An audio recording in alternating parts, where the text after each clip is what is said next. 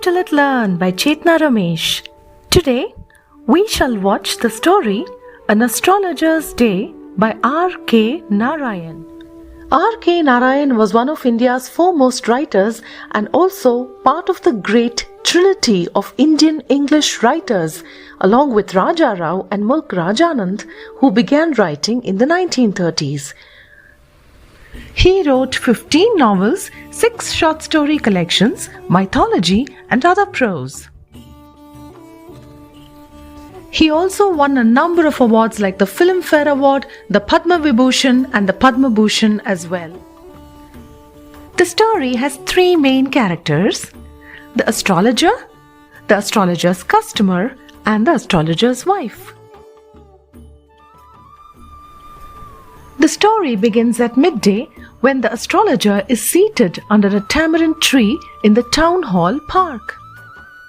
He spread out his professional equipment, which consisted of a dozen cowrie shells, a square piece of cloth with obscure mystic charts on it, a notebook, and a bundle of Palmyra writing.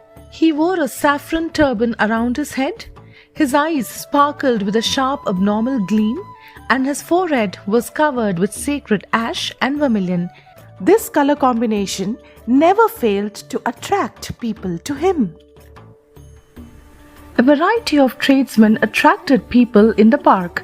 There were medicine sellers, sellers of stolen hardware and junk, magicians, and also an auctioneer of cheap cloth.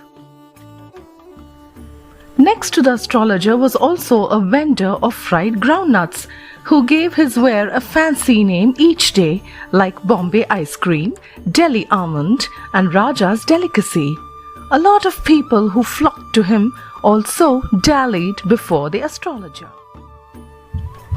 There was no municipal lighting in the region.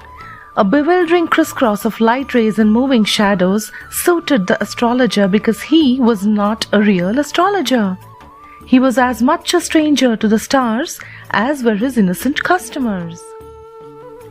He had left his ancestral home in the village many years ago without telling anyone. And although he was not a real astrologer, he had a working analysis of mankind's troubles, like marriage, money, and the tangles of human ties. He allowed the customers to speak for at least 10 minutes without saying anything. And then he would gaze at the customer's palm and say, "In many ways you are not getting the fullest results for your efforts." Most people agreed with him. Or he questioned, "Is there a woman in your family, maybe even a distant relative, who is not well disposed towards you? You have an impetuous nature and a rough exterior." This endeared him to their hearts immediately because even the mildest of humans like to think that they have forbidding exterior. The nuts vendor blew out his flame, and then the astrologer began to bundle up his things because now he was in darkness except for a little shaft of green light which strayed in from somewhere and touched the ground before him. He was packing his bag when the green shaft of light was blotted out. He looked up and saw a man standing before him. He sensed a possible client and said, "You look so careworn. It will do you good to sit down for a while and chat with me." The other grumbled some vague reply. The astrologer pressed his invitation, and the man thrust his palm under his nose and said, "You call yourself an astrologer?" The astrologer felt challenged. He tilted the man's palm towards the green shaft of light and said, "Yours is a nature—" "Oh, stop that," the man said. "Tell me something worthwhile." The astrologer was annoyed. "I charge only 3 pice per question, and what you get ought to be good enough for your money." At this, the man withdrew his arm, took out an anna, and flung it to him, saying, I have some questions to ask. If I prove you are bluffing, you must return that anna to me with interest. If you find my answer satisfactory, will you give me 5 rupees? No. Or will you give me 8 annas? All right, provided you give me twice as much if you are wrong, said the stranger. This pact was accepted after a little argument. The astrologer sent up a prayer to heaven as the other lit a cheroot. The astrologer caught a glimpse of his face by the matchlight. There was a pause. The man sat down, sucking his cheroot, puffing out. He sat there ruthlessly. The astrologer felt very uncomfortable. Here, take your anna back. I'm not used to such challenges. It is late for me today. He prepared to bundle up. The other man held his wrist and said, You can't get out of it now. You dragged me in while I was passing. The astrologer shivered in his grip. His voice shook and became faint. Leave me today. I will speak to you tomorrow. The other thrust his palm in his face and said, Challenge is challenge. Go on. The astrologer proceeded with his throat drying up. There is a woman. Stop, said the man. I don't want all that. Shall I succeed in my present search or not? Answer this and go. Otherwise, I will not let you go till you disgorge all your coins. The astrologer muttered a few incantations and replied, All right, I will speak. But will you give me a rupee if what I say is convincing? Otherwise, I will not open my mouth, and you may do what you like. After a good deal of haggling, the other man agreed. The astrologer said, You were left for dead. Am I right? Ah, tell me more. A knife has passed through you once, said the astrologer. Good fellow! What else? And then you were pushed into a well nearby in the field. You were left for dead. I should have been dead if some passerby had not chanced to peep into the well, exclaimed the man, overwhelmed by enthusiasm. When shall I get at him? He asked, clenching his fist.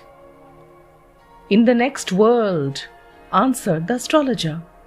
He died 4 months ago in a far-off town. You will never see any more of him. The other groaned on hearing it. The astrologer proceeded. Guru Nayak.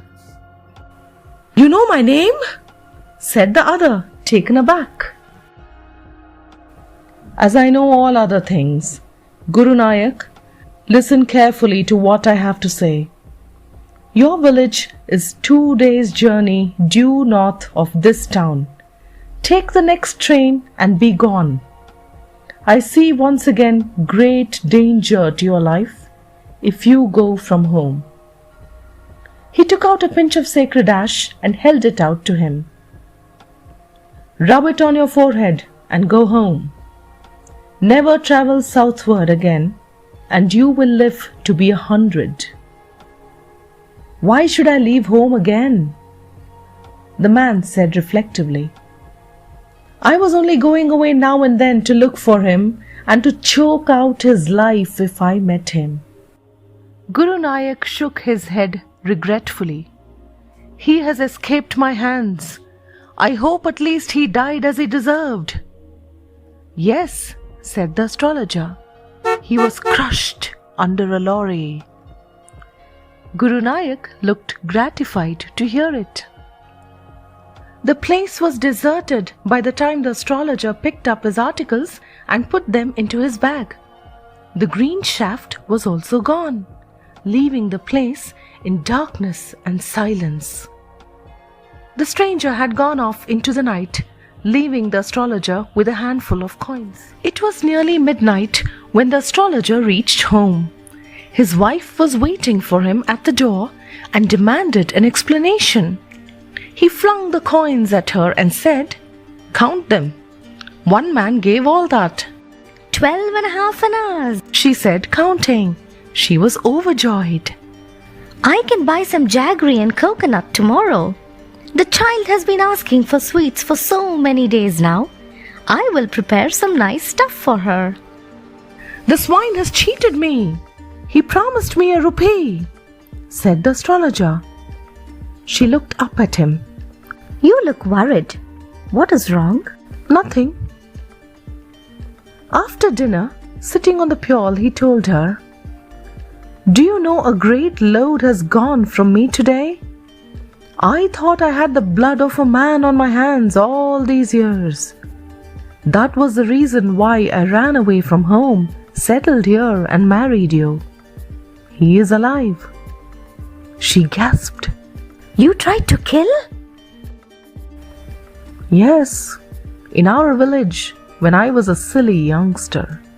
We drank, gambled and quarreled badly one day. Why think of it now? Time to sleep," he said, yawning, and stretched himself on the pure. Thus, R.K. Narayan presents to us a story with atmosphere, characterization, suspense, and also a structure. The story ends with an incredible twist, with a murdered man consulting his murderer about his revenge.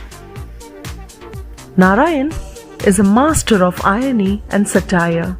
And with that, we come to the end of the story, An Astrologer's Day by R.K. Narayan.